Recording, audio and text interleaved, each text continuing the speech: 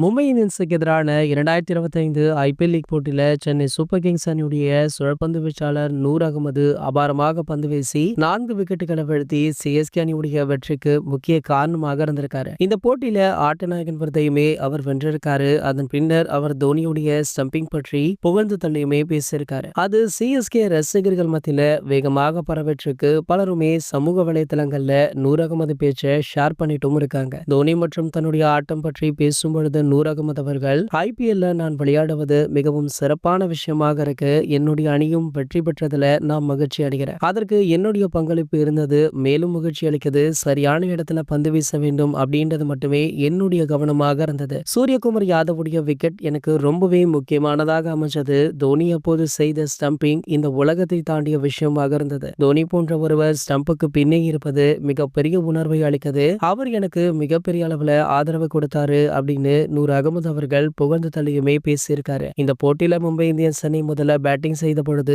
சூரியகுமார் யாதவ் நூர் முகமது வீசிய பந்தை தவற விட்டிருக்காரு. அப்பொழுது சூரியகுமார் கிரீஸுக்கு வெளியே நின்றாரு. சற்று வைடாக சென்ற பந்தை பிடித்த தோனி அவர்கள் 0.12 வினாடிகள்ல ஸ்டம்பிங் செய்து சூரியகுமார் யாதவுடைய விக்கெட்டை அசால்ட்டாக வெளுத்திருக்காரு. இது ஒரு மிகப்பெரிய சாதனையாக பார்க்கப்படுவதால இந்த வீடியோ தற்போது சமூக வலைதளங்கள்ல ஷேர் செய்யப்பட்டும் வருது. இது போன்ற கிரிக்கெட் செய்திகளை பத்தி நீங்க உடனே தெரிஞ்சுக்க நம்மளுடைய கிரிக்கெட் நியூஸ் அப்டேட்ஸ் சேனலை மறக்காம சப்ஸ்கிரைப் பண்ணிக்கோங்க.